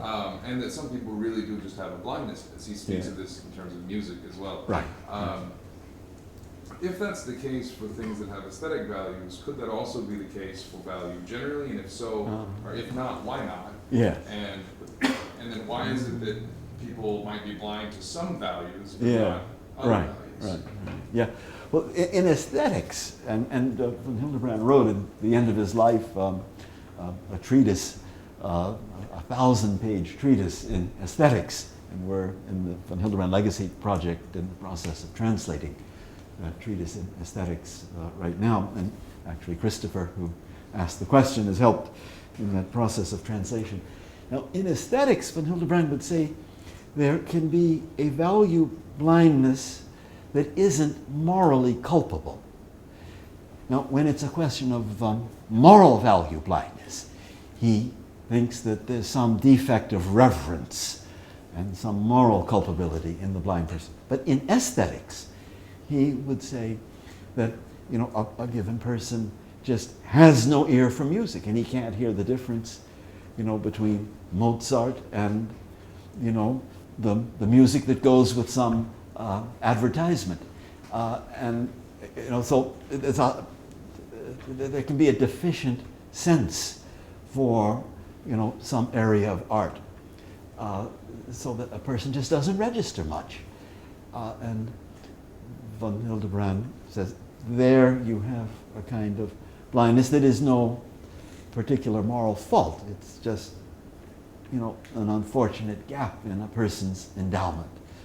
But that, he wants to say, it tells no story against the objective validity even of aesthetic value. So anyway, don't let me get off the direction you want me to stay on. So people can be blind to aesthetic values, and it's no moral fault. Why not go to moral? What is it that makes moral value such that you could not have this deficient sense of it, or without being culpable for doing so? Yeah. Well, perhaps one should say that even some moral value blindness can have reasons that aren't the moral fault. You know, a person just raised in a society that, you know, takes, a secondary status, say, of one race for granted, may, through his upbringing, be a kind of captive of that vision of things. And so there, one's upbringing is the impediment, not so much a flaw in one's reverence. So even with regard to moral value, there can be other causes of value blindness. But for him, the capital cause, the main root is some defect in the moral character of the blind person. Yeah. You're assuming if there is a defect in the moral character, you're assuming you know what is moral. Yes. Before, so you can judge. Yes, that's right. So, Right. what possibly there is so, let's say, there are so many options today that they are there of people Yeah. that with many different views and all of them things they are choosing them Yeah. for a right view. Yeah. So how, on what basis you convince them of the Yeah. absolute reality of something being morally more perfect than Yeah. another thing when they are? Like, how do you bring them to a common ground Yes. just Yeah. with reason? Yes. Right. Well, you know, like we were saying, the first step in one's strategy would be to find common ground. You know, if you listen for a while to somebody who seems to be very far away, they're always something of value that he or she acknowledges. It may be the value of truth. You know, the person you're talking to wants to tell the truth, wants the truth to be understood the way it really is. Well, there's something of value. And so one can capture the common ground and then point out to the person, look, you think all values are relative? You don't think the value of truthfulness is relative. You don't behave as if that value were relative. You're very conscientious in telling the truth. In your heart of hearts, you're not a relativist at all. You see, and in that way, one can start with what people virtually acknowledge in their lives and articulate it and lead them beyond a complete value relativism or subjectivism. Even J.L. Mackie, you know, the value subjectivist to end with the most intelligent value subjectivist. One of my arguments against him is he is a great respecter of truth. He wants the arguments to be correct, and he discards all kinds of arguments for subjectivism. These are not valid arguments. These subjectivists shouldn't use them. So he's got this great conscientiousness about what really is a good reason for his position. And he wants only to have good, well-founded reasons. And he says, in effect, tell me if my reason that I've given isn't good, and I'll modify my position. So there's the value of truth is venerated in the pages of J.L. Mackie as he makes his case for value subjectivism. So I think I never had a chance to talk with him in person. He died in, I think, 1981. But that's the way I would have opened with him if I had had a chance to discuss with him. I would have tried to convince him that he respects the value of truthfulness no less than I do, and that in his heart of hearts he's not really a subjectivist. Yeah, please. Well, perhaps you don't have to start with big complicated issues. If a 4-year-old boy is playing with his baseball and another boy steals it, he knows that's wrong. Yeah, yeah. Right? And if a pagan might have 4 wives, but he knows it's wrong not to have any can't have any woman. Yeah, You yeah. know, so it's yeah. something basic that you don't have to, once you get to Yeah. complicated issues, it gets more confusing. Right, but right, it's yeah. just You simple. promise a 3-year-old to take him or her to the zoo, and Tell you them break no. your promise, and you He knows hear that. howls of protest about the unfairness of it. So there's a sense there of certain moral values that are alive in even the child. And so I think, you know, it looks very discouraging at first when you see, especially in a place like New York City, where you have a kind of Tower of Babel, you know, of conflicting voices. But it's important, Van Hildebrand often said it's important to look beyond the theories that people have. You know, people have ideas and theories, often that they've picked up from superficial reading. But Van Hildebrand said, look beyond their theories and look at the lived responses of them. You know, look at how they acquit themselves in a situation where something has to be shared among several people. Or look at how they behave when you confer a benefit. The one maybe walks away indifferently, and the other thanks you and has a sense of gratitude. So if you look at that lived experience of people and their instinctive responses, you can often discern a lot of acknowledgement of objective value.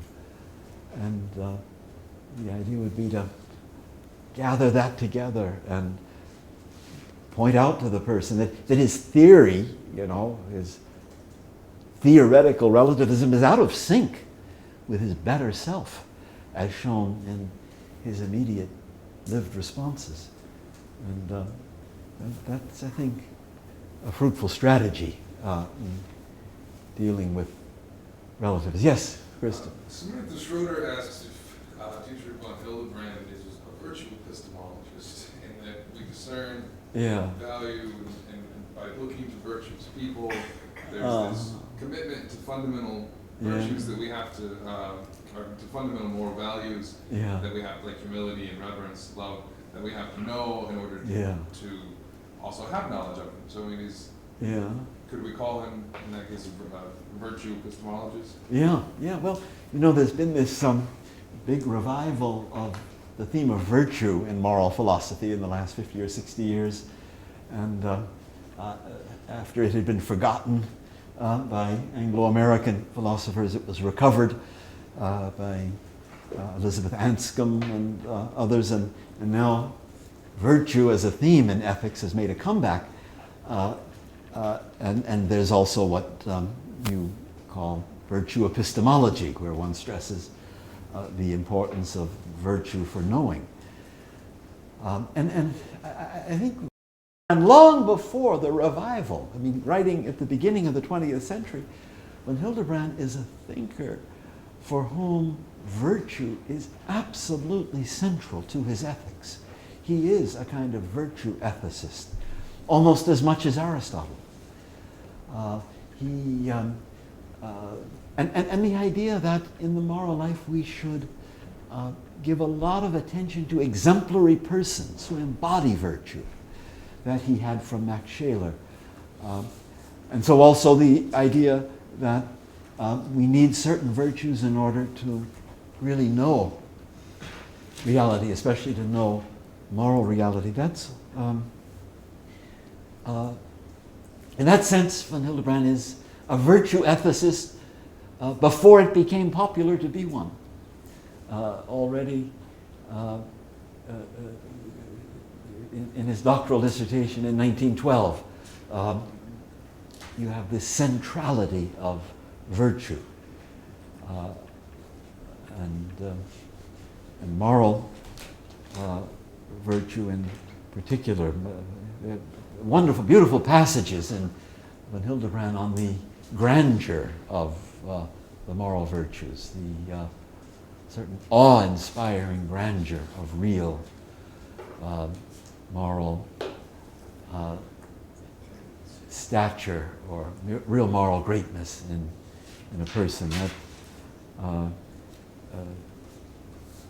know that famous statement of Kant, Immanuel Kant, that there are two things that fill the mind with awe, the starry sky above us and the moral law within us. Well, in von Hildebrand it was the world of value, but especially its embodiment in persons of moral virtue that filled him with awe, like the awe that Kant felt in relation to the moral law. Yes? To kind of, as a follow-up, and maybe take that argument in the opposite direction, I think most people find that if you really want to raise tempers in discussions about morality and aesthetics, you start talking about taste and opinion on things like that. And I'm wondering about the logical conclusions of this idea of the world of objective values. And let's say if you approach the world with this attitude of reverence, that whether all people will arrive at the same value responses to everything. And I guess in essence, everyone have the same opinions and tastes on matters of art, on morality, things like that. Or whether there is actually any room for disagreement that doesn't really carry any moral burden. Well,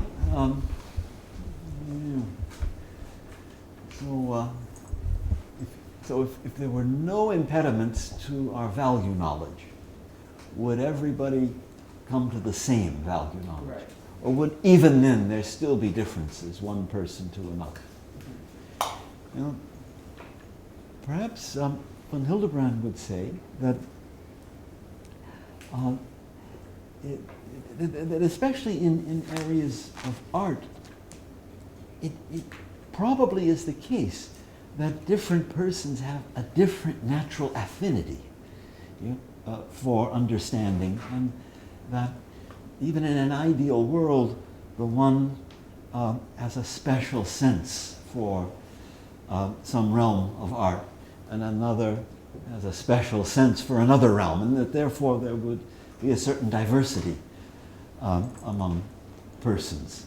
So, but on the other hand, certainly with regard to fundamental moral virtues like reverence, faithfulness, truthfulness, gratitude, he would say if all obstacles to value knowledge were removed, yes, we would all concur in acknowledging those virtues. But there is perhaps an area, regions where special personal affinities give certain persons privileged access, so to say, where we help each other, by pooling together what we, by our special affinity, understand. So you could certainly hold that together with an affirmation of the objective reality of the world of value. I think we're getting close to the end of our time. Let's see if in the group here there's any other question that anybody wants to raise. I could just say that I can't think of any culture where cowardice would be praised. At least that's the beginning. We could start there. That's right. I've heard people saying there is no such a thing of truth. Right. So you would say to that you are a reductionist. That's the problem, right? And then how do you go? And then you say, yes, I'm a reductionist. Well, you would have. How do you go from there to the next step? Well, if they say there's no such thing as truth, there's always the response. Now that statement of yours, is it true or not? And of course the person speaking means that at least that statement was true. And so he, after all, is not completely without any truth. But the main thing when a person says there's no such thing as truth, I think, is to look into their patterns of acting, not their theories, but their patterns of acting, and you'll probably find in almost all cases some real respect for truth. And if somebody tries to deceive them, they'll resent it. why do they resent it and think the other person is blameworthy for deceiving them, if not because they know, prior to the theories that are knocking around in their minds, they know that truth is to be respected and told one person to another. And so, you point that out to them, and you're already on the path of leading them to a higher ground, at least on the path out of full-blown value relativism and value subjectivism. So there is actually an interesting Hildebrandian contribution still. I'm not going to try to squeeze it in right now, but a very important thought about moral evil that I want to share with you. But I'll maybe begin our meeting tomorrow with this one point left over from the moral philosophy. And then we will turn tomorrow to the, as the title says, Dietrich von Hildebrand as philosopher of beauty and philosopher of the heart. And that will lead us into another realm altogether, and a particularly rich and original realm of von Hildebrand. Hardly any philosopher has so stressed the place of and the dignity of the heart and the affectivity of the human person.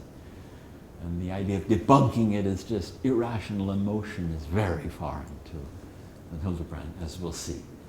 So we'll continue tomorrow at 3 o'clock with that new topic, and I thank you for your attention and your endurance to the end today, and wish you all a good evening.